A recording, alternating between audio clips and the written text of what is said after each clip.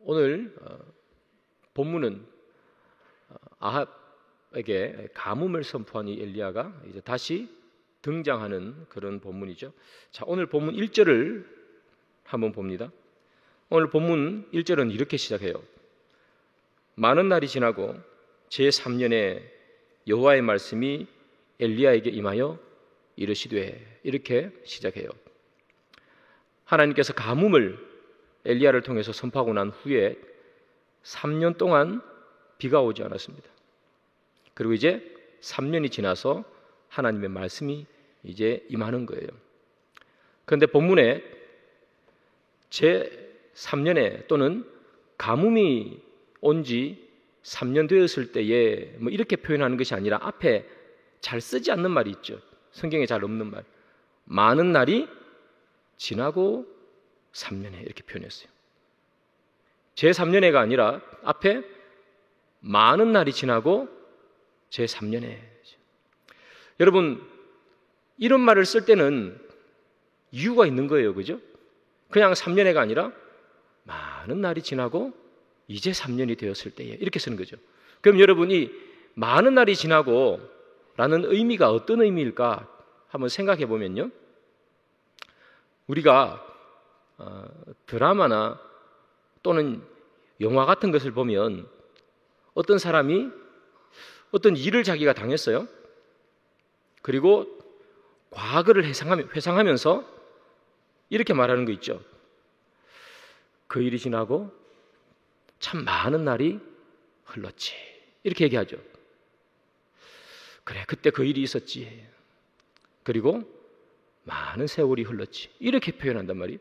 그러면 많은 세월이 흘렀지, 많은 날들이 지났지 하는 그 말은 그 많은 날들 안에 여러 가지 우여곡절이 있었다는 이야기. 그냥 3년이 아니라 많은 날들, 하루하루를 꼽아 여러 가지 일이 있었던 그 3년이란 말이에요. 그럼 그 3년 동안에 도대체 무슨 일이 있었는가 말이죠. 여러분, 가뭄이 내리 3년을 이렇게 있었다고 생각해 봅시다. 그것도 그냥 가뭄이 아니고요, 비가 적게 오는 가뭄이 아니라 아예 비가 안 와버렸어요. 그게 3년이에요. 지금도 여러분, 우리가 뭐 한 몇 개월 이상 비가 안 오면 건조하다 그러고 막 그러잖아요. 그런데 3년을 빗방울 하나 안 떨어졌습니다. 나라가 어떻게 될까요? 지금 과학이 발전한 지금도 3년 동안 비가 안 오면요, 뭐 이루 말할 수 없는 혼란이 있을 거예요.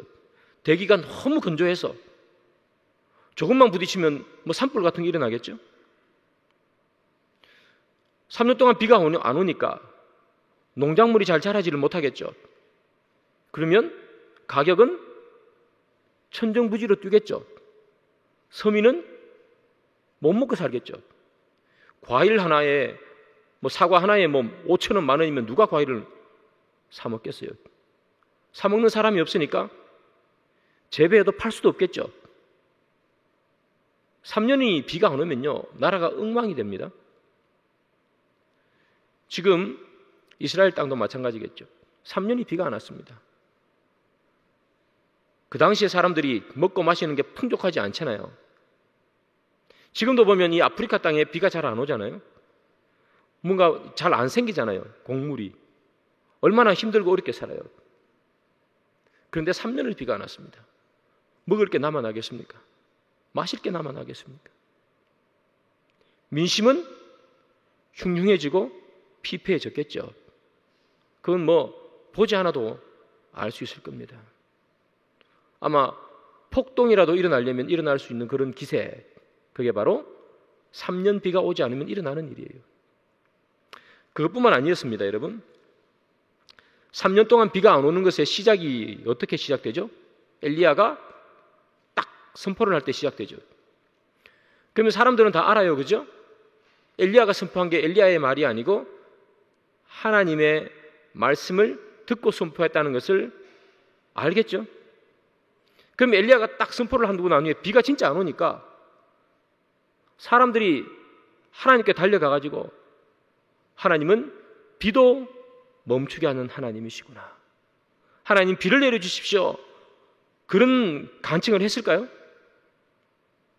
성경에 보면 그런 이야기가 없죠. 그런 간청을 하지 않았습니다. 비가 3년 동안 안 왔다는 것은 이스라엘 백성들이 3년 동안 하나님을 찾지 않았고 동시에 하나님이 그들에게 응답도 하지 않았다는 거예요. 찾지 않으니까 응답하지 않는 거죠. 그러면 이 이스라엘 백성들은 뭐 했을까요? 비 안 오는 3년 동안에 비 오기를 위해서 무슨 노력을 했을까요? 여러분, 그들이 섬기는 신은 비와 풍요를 가져다 주는 신 바알과 아세라죠.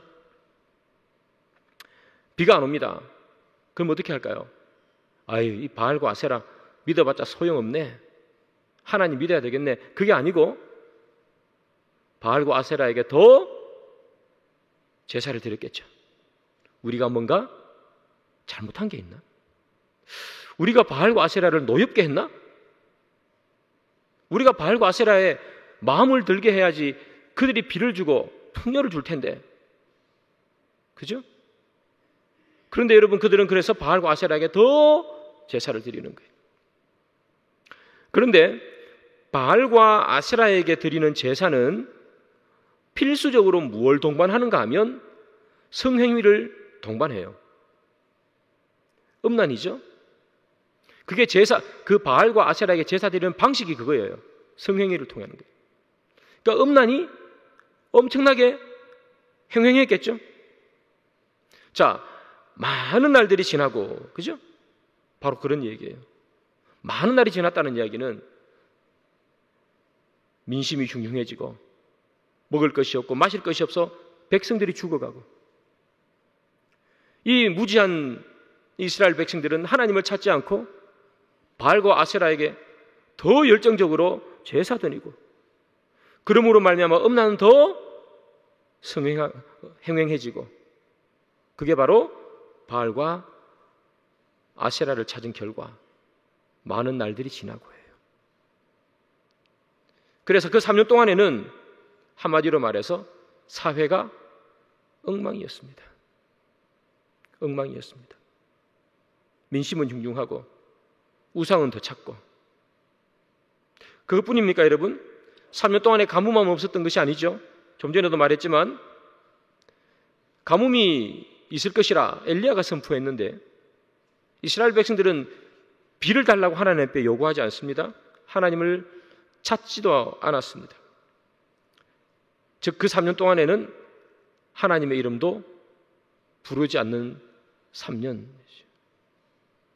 하나님의 이름도 부르지 않고, 그 다음 사회는 엉망이고, 이 3년, 많은 날들이 지나고의 3년입니다. 이 3년을 그러면 어떤 3년이라고 정의할 수 있을까요?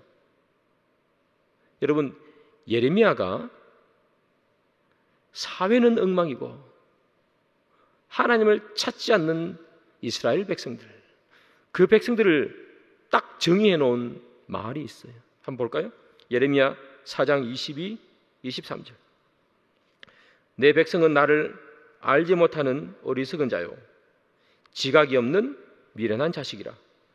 악을 행하기에는 지각이 있으나 선을 행하기에는 무지하도다.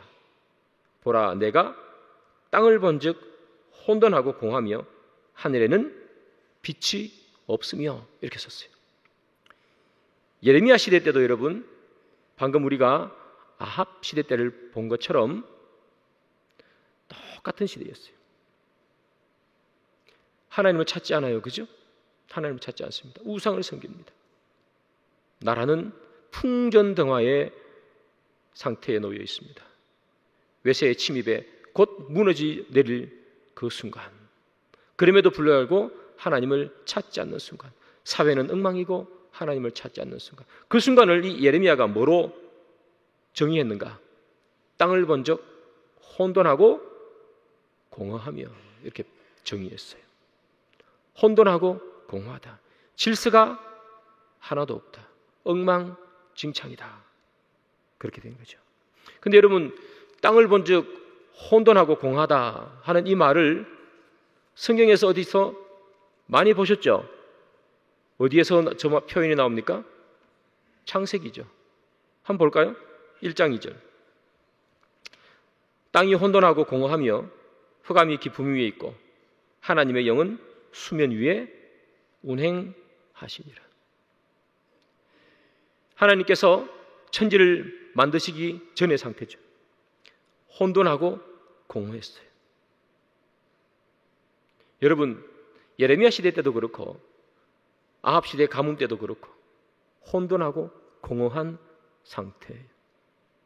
그럼 이 혼돈과 공허를 도대체 어떻게 질서를 주고 어떻게 혼돈과 공허를 없앨 수 있는가? 여러분, 창세기에 땅이 혼돈하고 공허하고 흑암이 깊음 위에 있고 저 혼란스럽고 혼돈한 상황을 한 번에 정리해버린 것이 무엇으로 정리했죠? 하나님께서 말씀이죠. 말씀으로 뭘 만들어요? 빛이 있으라 하매 빛이 있죠. 그렇죠? 말씀으로 천지를 만들어요. 하나님께서 말씀으로 6일 동안 그 공허하고 혼돈했던 세상을 말씀을 통해서 질서 있게 만들어 버렸어요. 빛도 만들고 해도 만들고 달도 만들고 별도 만들고 새도 만들고 짐승도 만들고 하늘과 땅을 만들고. 공허하고 혼돈할 때 무엇이 질서를 주는가? 말씀이죠. 예레미야 시대로 다시 넘어가면 공허하고 혼돈했어요, 땅이. 그죠? 그 공허하고 혼돈이 정리가 돼야 안 돼요? 안 돼요, 예레미야 시대 때는. 왜 그래요? 하나님의 말씀이 무시됐기 때문이에요. 그래서 나라를 빼앗겨 버려요. 여러분, 공하고 혼돈해요. 그때 무엇으로 질서를 잡아가는가? 그것은 바로 말씀입니다. 그래서 오늘 본문에 보면 많은 날이 지나고, 그죠? 그 많은 날이 어떤 날이죠? 공허하고 혼돈스러운 날들이에요. 그 날들이 지나고 제3년에 뭐가 있네요? 엘리야에게 여호와 하나님의 말씀이 임해요. 사랑하는 여러분, 공허하고 혼돈한 것을 잠재우는 유일한 방법은 무엇인가 하면 하나님의 말씀입니다. 우리 인생에 공허하고 혼돈한 시간들이 지나갈 수 있습니다. 무엇을 해야 될지 도저히 알 수 없는 일들. 어떻게 해야지만 이 문제를 해결할 수 있을까? 그 해결책을 도저히 알 수 없어서 고민스러운 순간들. 내가 해결할 수 없는 너무 큰 일이 나에게 벌어져서 도대체 뭘 해야 될지 어떠한 생각도 들지 않는 순간들. 아무리 애써봐도 내 힘으로 해결할 수 없을 것 같은 것들. 마음은 너무나 애달픈데 해결할 수 없어서 너무나 아플 때 혼돈과 공허예요. 여러분, 이 혼돈과 공허를 잠재울 수 있는 것은 무엇일까요? 하나님의 말씀이에요. 여러분들의 삶 속에 이런 혼돈과 공허의 시간이 지금 있다면 그 혼돈과 공허를 잠재울 수 있는 유일한 것은 뭐냐면 하나님의 말씀입니다. 하나님의 말씀이 있을 때 모든 것의 질서를 잡아가는 거예요. 그래서 여러분들 지금 혹여나 우리 가운데서 고민하고 또 고뇌해봐도 무엇을 어떻게 해야 될지 결정 내릴 수 없을 때 내가 이걸 해야 될까 말아야 될까, 내가 무엇을 해야 될까, 너무나 혼란스러울 때 그때 우리는 뭘 해야 되는가 하면 하나님의 말씀을 찾아가야 되는 거예요. 말씀이 임하면 그 말씀이 우리에게 질서를 부여해주고 하나님의 말씀이 임하면 가뭄에 비를 주시는 거예요. 그래서 그런 마음이 들 때는 어떤 때보다 더 말씀에 귀를 기울여야 되고 말씀을 열심히 읽으셔야 합니다. 어떤 사람들이 해주는 말도 도움이 될 수 있겠죠? 그러나 하나님의 말씀이 우리에 임할 때 그때 바로 모든 것이 정리되는 거예요. 여러분, 이 공허와 혼돈의 시간에 이스라엘 백성들이 또 아합과 이세벨이 섬겼던 바알과 아세라는 뭐 하고 있습니까? 그 3년 동안에 그들은 비와 풍요의 신이잖아요. 그들이 비를 한 방울이라도 내렸습니까? 비를 한 방울도 내리지 못했습니다. 공허와 혼돈을 해결할 수 있는 힘이 바알과 아세라에는 없습니다, 여러분. 바알과 아세라는 우리의 문제를 해결할 수 있는 힘이 없습니다. 세상은 우리의 문제를 해결해 주지 않습니다. 여러분들의 마음속에 있는 어려움은 하나님의 말씀만이 해결해 줍니다. 사랑하는 여러분, 정말 부탁드립니다. 하나님의 말씀을 꼭 읽으십시오. 그리고 하나님의 말씀을 듣기를 절개하십시오. 아무것도 아닌 것 같은 말씀이 내 가슴을 뛰게 해요. 정말 어찌할 바 몰라서 힘들고 어려움에 처해 있을 때 말씀 한 구절이 나를 일으켜줘요. 그래서 여러분, 우리가 말씀을 읽고 말씀을 듣는 것을 정말 귀하게 생각해야 합니다. 말씀을 읽는다는 것, 그리고 말씀을 듣는다는 것, 이게 아무것도 아닌 것이 아닙니다. 그리고 여러분, 말씀을 읽고 들을 때 반드시 잘 묵상하면서 말씀을 읽고 들어야 합니다. 빨리 읽어서 1년에 여러 번 읽는 것도 좋지요. 그렇게도 읽고 또 어떻게도 읽어야 합니까? 묵상하면서 읽어야 됩니다. 반드시. 이 말씀이 나에게 어떤 의미로 다가오는가? 한 절 한 절을, 한 구절 한 구절을 곱씹으면서 그렇게 읽어야 돼요. 그때 나에게 주시는 은혜가 임하는 겁니다. 여러분, 기억하십시오. 말씀 한 구절이 우리의 삶을 바꿉니다. 그래서 혼돈과 공허의 시간이 여러분들에게 찾아오고 있고 결단하지 못하고 결정하지 못할 때는 반드시 하나님의 말씀을 묵상해야 된다. 한 절 한 절을 곱씹으면서 그렇게 여러분 읽으셔야 해요. 무슨 신학적인 대단한 지식도 거기에는 필요가 없습니다. 그저 나에게 주시는 감동을 따라 하나님의 말씀을 읽는 거예요. 그때 힘이 되고 능력이 됩니다. 왜냐하면 우리는 하나님의 자녀고 성령이 우리 속에 있기 때문에 정말 우리가 하나님 말씀을 곱씹을 때는 성령이 그 마음 속에 말씀을 읽을 때 우리 마음을 뛰게 만들어요. 여러분, 잊지 마십시오. 반드시 하나님 말씀을 사모하시고 읽으시는 여러분 되기를 바랍니다. 엘리야는 이 비가 올 것이라 하는 하나님 말씀을 들었어요. 그래서 이제 이 엘리야가 그 말을 아합에게 말해주러 아합을 찾아가고 있습니다. 자, 그때 이 아합은 무엇을 하고 있었는가? 오늘 본문 2절을 보면 사마리아에 기근이 심했다, 그렇게 기록하고 있어요. 사마리아는 이스라엘의 수도죠. 아합이 다스리고 있는 나라의 수도입니다. 기근이 심했어요. 그래서 죽는 사람도 있고 너무 힘들게 살았어요, 사람들이. 수도인 사마리아도 기근이 심했으니까 다른 데는 뭐 얼마나 심했겠습니까? 그죠? 온 이스라엘이 힘들었다, 그렇게 말하는 거죠. 자, 그래서 이 아합이 도대체 물은 어디에서 구할 수 있을까? 씨가 말랐으니까, 그죠? 물 근원을 찾아야 되겠다. 그렇게 생각해서 아합은 물 근원을 찾으러 갑니다. 누구랑 찾아가느냐? 오늘 본문에 보면 오바댜라는 사람과 찾아갑니다. 성경은 이 오바댜를 왕궁을 맡은 자라 그렇게 기록하고 있습니다.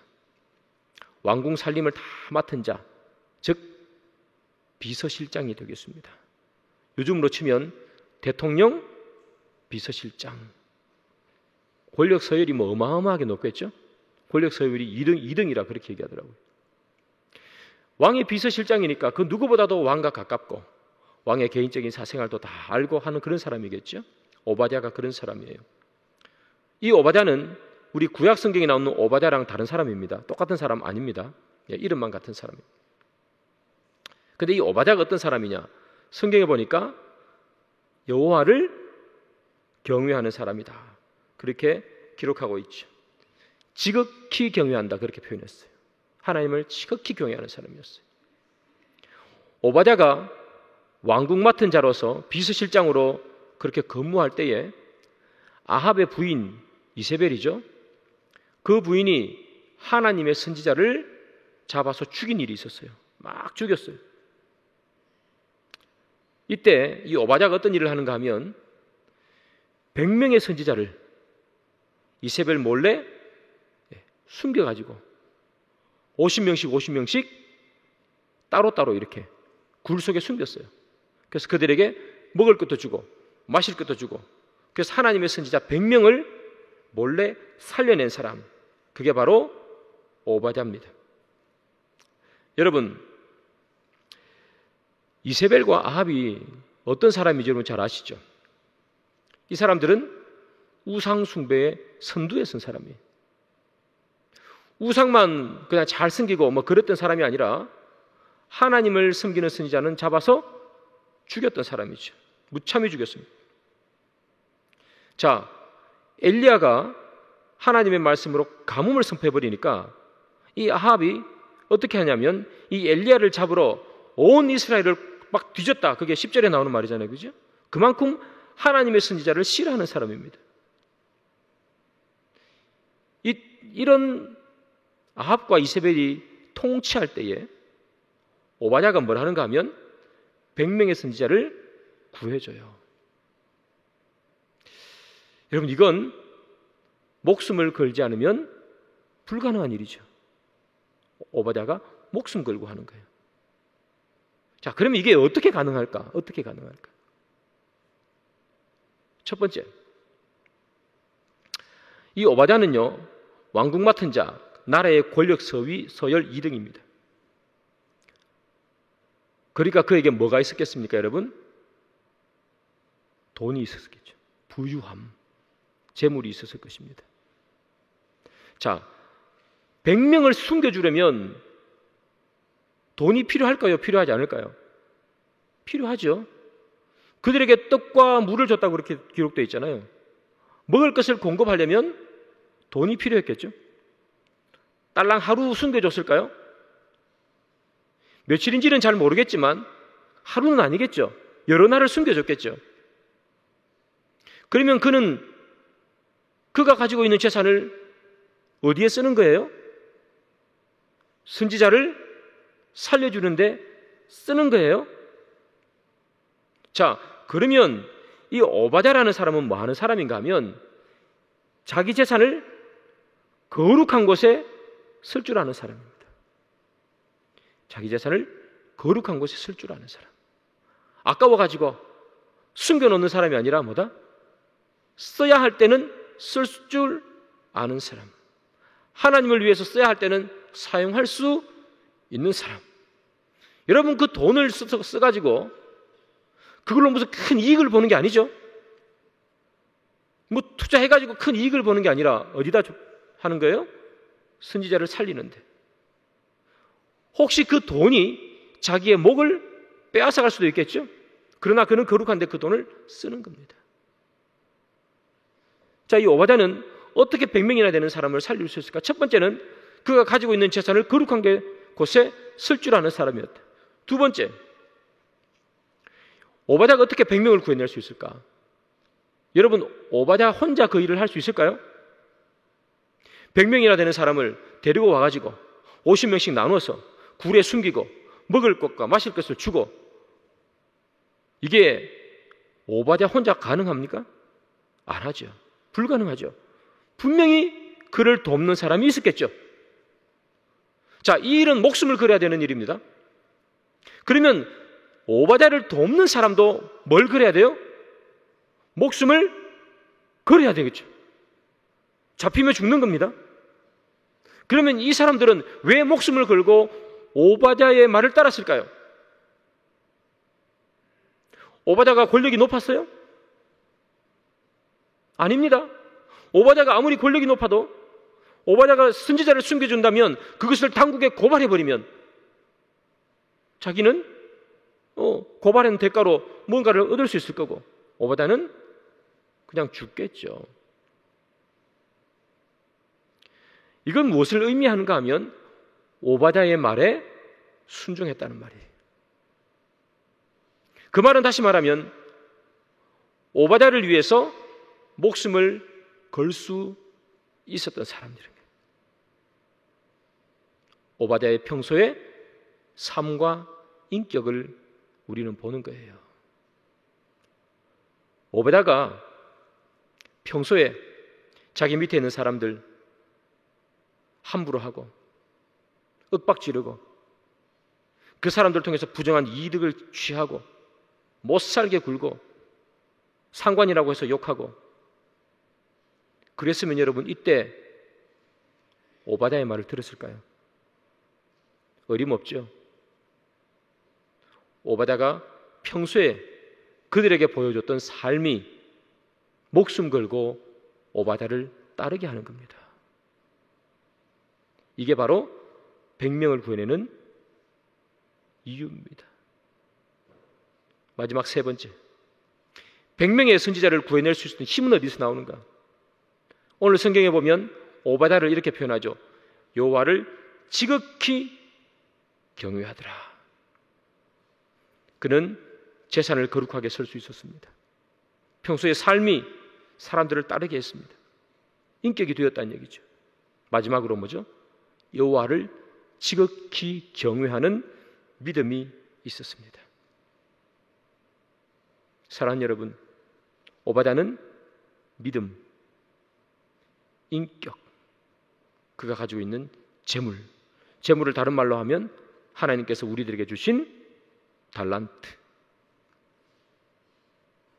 믿음이 있고 달란트가 있고 인격이 될 때 뭐라 하는 거예요? 사람을 세상 가운데서 살리는 거예요. 사랑하는 여러분, 하나님께서 우리를 이 땅에 보내시고 정복하라 그렇게 말씀하시죠. 이슬람은 말 안 들으면 칼과 무기로 정복한다 그러지 않아요? 그런데 우리는 그렇지 않습니다. 우리는 무엇으로 세상을 정복하는가 하면 바로 이겁니다. 우리의 믿음과 그 믿음에 따른 우리의 삶과 하나님께 주신 달란트를 가지고 우리는 세상을 이겨나가는 거예요. 오늘 이 오바댜를 보십시오. 그렇게 해서 선지자를 살려내지 않습니까? 여러분, 이 세상이 얼마나 살벌합니까? 하나님의 사람으로 살아가려기 위해서 오바댜는 무엇을 던졌어요? 자기의 전부를 던졌어요. 재물도 던지고 목숨도 던지고. 그는 그렇게 해서 세상을 살아갔습니다. 하나님의 사람으로. 우리가 이 세상을 살 때 어떻게 하면 하나님의 사람으로 살 수 있는가? 그것은 우리가 우리의 모든 것을 전부를 던질 때, 그때 비로소 우리는 세상에서 하나님의 사람처럼 살아갈 수 있는 거예요. 하나님의 사람인 척하고 살아가려면 우리는 무언가를 던질 필요가 없습니다. 그러나 하나님의 사람인 척하면서 살아가는 것이 아니라 하나님의 사람으로 살아가려면 우리는 우리가 가진 것을 전부 던져야 돼요. 오바댜처럼 재물도 던지고 인격도 던지고 그의 목숨도 던지고 그 달란트도 던질 때 비로소 우리는 사람을 살리는 사람이 되는 것이고 하나님께서 기뻐하시는 그런 사람이 되는 거예요. 사랑하는 여러분, 우리는 어떤 각오로 이 세상을 살아가고 있습니까? 이 세상, 태어난 한 세상, 그렇게 태어났으니까 평범하게 살다가 죽으면 되겠다, 그 생각으로 우리는 살아가고 있습니까? 사람들과 둥글둥글하게 살아서 부딪히지 않고 살아가면 되겠다, 그렇게 살아가십니까? 성경은 우리에게 말하지 않습니까? 그렇게 살아가는 것이 우리의 인생의 삶의 방향이 아니라 우리는 모든 것을 던지면서 살아가야 되는 거예요. 순간순간 우리는 모든 것을 던지면서 살아야 합니다. 우리의 믿음을, 우리의 인격을, 하나님께서 우리에게 주신 달란트를 이 세상에 던지면서 우리는 살아야 돼요. 그래서 매일 매 순간 우리는 어찌 보면 승부의 세계로 뛰어드는 사람과 같을지도 모릅니다. 결코 여러분, 믿음을 지키면서 이 세상을 산다는 것은 쉬운 일이 아닙니다. 주일날 예배를 한번 드렸다고 해서 믿음을 지키면서 사는 것이 아닙니다. 새벽에 한번 나와서 기도했다고 해서 믿음을 지키면서 사는 일이 아닙니다. 안 하는 것보다는 낫지만, 그러나 우리가 진짜 믿음을 지키면서 산다는 것은 우리의 가진 것을 던지고, 때로는 우리의 목숨도 던지고, 믿음을 지키기 위해서 우리의 전부를 던지며 승부의 세계로 뛰어 들어가는 것, 그것이 우리가 세상에서 살아가는 삶의 방식이어야 한다는 거죠. 여러분, 오바댜는 그렇게 살았습니다. 오바댜는요, 아합 밑에서 그의 부하로, 신하로 그렇게 살았죠. 여러분 아시는 것처럼 아합은 우상을 섬기는 사람입니다. 그런데 오바댜가 하나님을 신실하게 섬기는 사람인 것을 알았다면 아합은 오바댜를 쓰지 않았겠죠. 이 말은 오바댜는 아합에게 그가 하나님의 사람인 것을 숨겼다는 것입니다. 그래서 어떤 신학자들은 이 오바댜를 그렇게 높이 평가하지 않는 사람도 있습니다. 다니엘을 보라, 당당히 드러내지 않느냐. 오바댜는 뭔가? 아합하고 있을 때는 아합 편에 붙어서 그리스도인 것을 숨기고 살고, 또 하나님 이야기가 나오면 또 하나님 쪽으로 붙고, 그런 자가 아닌가라고 평가하는 사람도 있습니다. 그런데 여러분, 그렇지 않습니다. 이쪽에 붙었다 저쪽에 붙었다 하는 사람이 어떻게 목숨 걸고 100명의 선지자를 구해내 줍니까? 있을 수도 없는 일이죠. 이렇게 생각합니다. 오베다는 그가 처한 현실에서 그가 할 수 있는 한 최선을 다했다, 그렇게 생각합니다. 오베다가 있었기에 100명의 선지자가 살지 않습니까? 오바댜 같은 사람도 있는 것이고 다니엘 같은 사람도 있는 것입니다. 그가 처한 상황, 그 상황에서 그는 하나님을 섬기기 위해 최선을 다했습니다. 그는 비록 자기가 그리스도인임을 떳떳하게 드러내지는 않았지만, 그러나 그의 삶 속에서는 그리스도의 냄새가 풍겨납니다. 사람들이 오바댜의 인격으로 그의 목숨을 걸지 않습니까?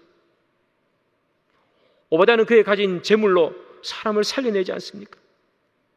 결정적일 때 그런 믿음을 사람들 앞에 만천하에 드러내지는 않지만, 그러나 그 믿음의 행동을 하지 않습니까? 선지자를 살리려니까. 우리가 세상에 나가면서 겪는 가장 큰 갈등 아닙니까?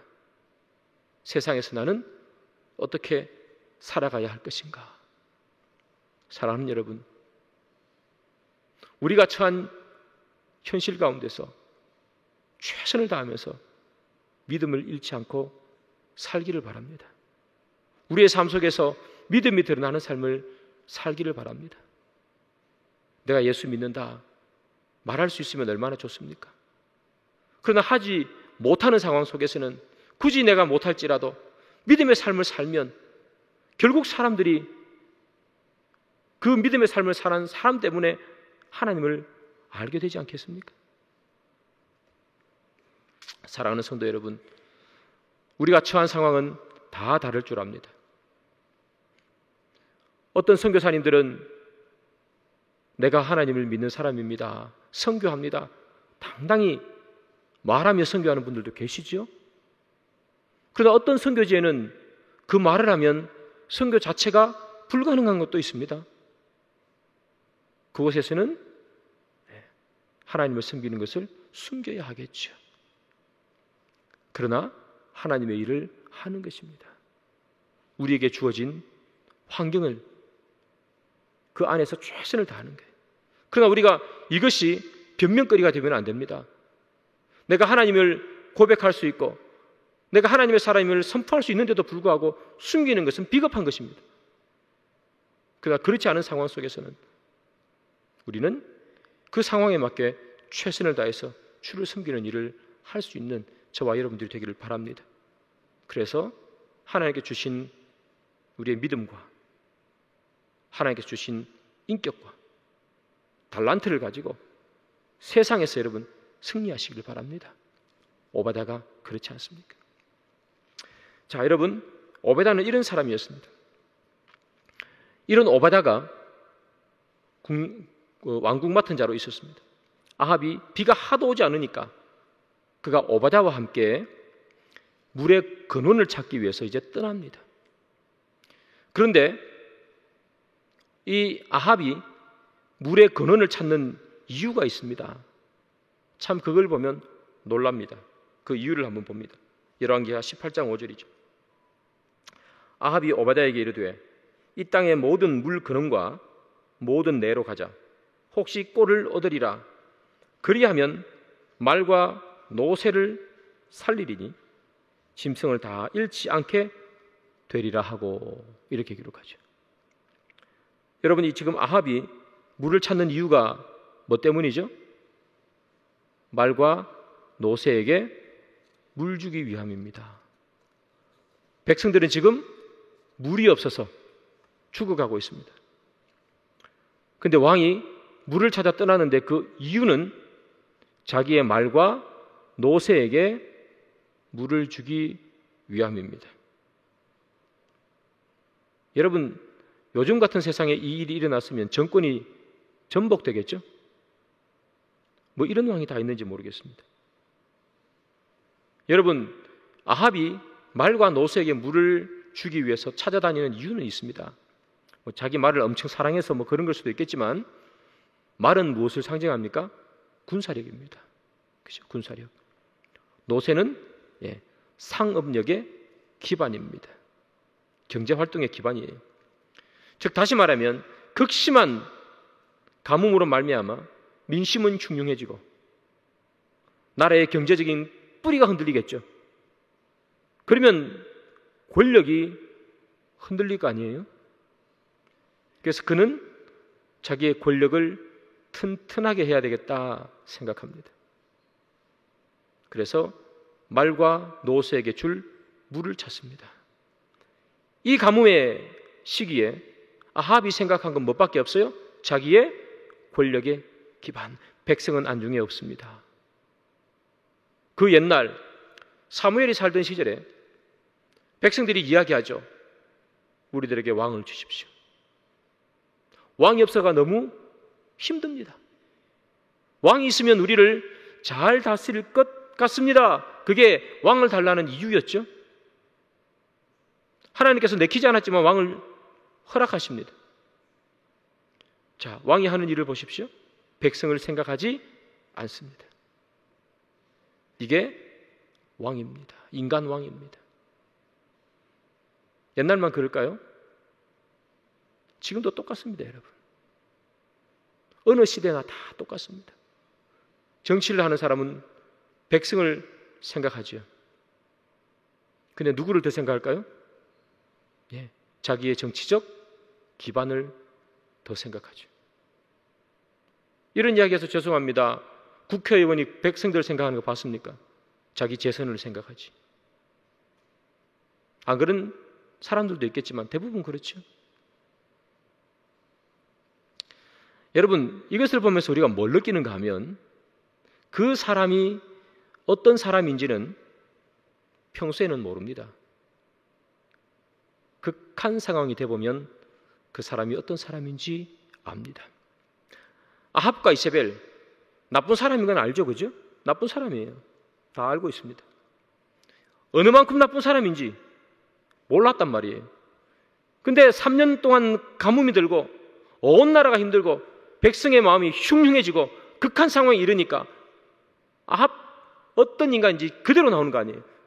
백성의 생각, 백성의 삶은 안중에 없구나. 극한 상황이 되면 그 사람의 모든 것을 알 수 있습니다. 아합뿐만 아니라 오바댜를 보십시오. 극한 상황에 내몰렸습니다. 선지자들이 죽어갑니다. 자기가 섬기는 하나님을 섬기는 그 선지자들이 죽어갑니다. 그 극한 상황 속에서 오바댜는 뭘 하죠? 목숨을 던져 사람을 살려냅니다. 아합은 사람이 죽는 것은 아무 상관이 없습니다. 자기의 권력에만 눈이 멀어 있습니다. 극한 상황이 되면 그 사람의 믿음이 드러납니다. 아합과 오바댜만 그런 게 아니라 우리도 마찬가지입니다. 극한 상황이 되면 우리의 믿음이 다 드러납니다. 이 극한 상황이라는 것은 힘들고 어려운 순간을 말하는 게 아닙니다. 나에게 기쁨과 즐거움을 주는, 나의 기쁨과 즐거움을 극대화할 수 있는 순간, 큰 이익이 내 앞에 있는 순간, 그 순간도 극한 상황이에요. 그 상황이 우리 앞에 딱 닥치면 우리의 믿음이 거기서 드러납니다. 우리의 전부가 드러납니다. 우리의 그 극한 상황 앞에서 대처하는 방법, 말 한마디, 표현 하나, 그것이 우리의 삶의 진짜 모습을 보여주는 거예요. 평소에는 여러분 그런 것이 나타나지 않습니다. 평온할 때 누가 화냅니까? 평온할 때 누가 욕합니까? 평온할 때 누가 더자비를 합니까? 욕하는 순간에 욕하는 사람과 욕할 순간에 인내하는 사람, 그 극한 상황에 차이가 나는 거예요. 그것이 그 사람의 인격을 말해주고 그것이 그 사람의 믿음을 말해주는 것입니다. 그러면 극한 상황 속에서 우리가 우리의 믿음을 지킬 수 있는 믿음과 인격과 그것을 드러내려면 우리는 뭐 해야 될까요? 평소에 갈고 닦아야지. 평소에. 여러분, 군인이 왜 평소에 훈련 받습니까? 전투를 대비하면 아닙니까? 전쟁도 안 났는데 무슨 훈련은 왜 필요하냐 그렇게 얘기하면 전쟁 났을 때 몰살하지 않습니다. 얼마나 강력한 군대냐는 것은 평상시에 얼마나 훈련을 하느냐 거기에 달려있는 거예요. 우리가 극한 상황 속에서 믿음을 잃어버릴 만한 상황 속에서 우리의 삶이 믿음을 떠나버릴 만한 그 상황 속에서 믿음을 지키느냐 하는 것은 평상시에 우리가 얼마나 하나님 앞에 우리를 내어놓고 사느냐 하는 것이 결정하는 거예요. 내가 이렇게 살아도 내가 교회 다닌 지 몇 년인데 내가 결정적일 때는 내가 하나님 믿음대로 산다고 그렇게 여러분 말씀하시는 거 아닙니다. 평소에 안 하면 못합니다. 평소에 안 하면 못합니다. 그래서 우리는 평소에 신앙생활을 열심히 해야 합니다. 평소에 말씀 읽기를 즐겨해야 합니다. 평소에 나를 바라보는 것을 잃지 않아야 합니다.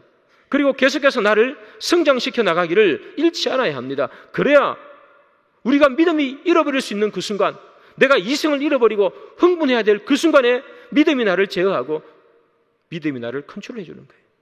그때 비로소 내가 하나님의 사람으로서의 모습을 잃어버리지 않는 당당함을 세상에 보여주는 겁니다. 오늘 오바댜와 그리고 아합은 그 차이를 극명하게 보여주죠.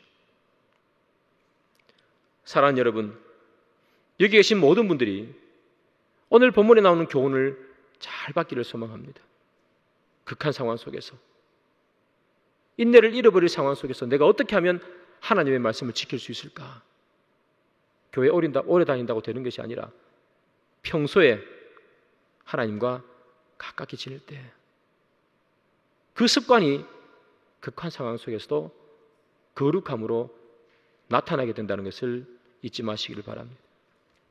말씀의 결론을 맺습니다. 사랑하는 여러분, 오늘 본문에 오바댜라는 사람이 나오죠. 그는 그의 믿음과 하나님께 주신 달란트와 그리고 인격으로 세상을 이기며 살았습니다. 저와 여러분들이 꼭 잊지 말았으면 좋겠습니다. 세상을 이기는 힘, 믿음과 인격과 주님이 주신 달란트를 사용하는 것. 그래서 여러분들이 세상을 이기기를 소망합니다. 또한 오늘 본문 1절에 나오는 것처럼 많은 날이 지나고 많은 날이 지났지 않습니까? 공허와 혼돈의 시간들, 아픔의 시간들, 내가 어찌할 수 없는 시간들, 그 시간들을 이길 수 있는 유일한 힘은 결국 하나님의 말씀뿐임을 여러분 기억하시고, 여러분 삶에 정리되지 못하고 해결하지 못했던 혼란과 공허가 있다면 반드시 하나님 말씀을 묵상하시고 하나씩 하나씩 하나님 말씀을 씹어 읽으시면서 그 말씀 가운데서 교훈을 받으시길 바랍니다. 그러면 여러분들 앞에 빛이 내죠. 그리고 질서가 여러분들 앞에 임할 줄 믿습니다.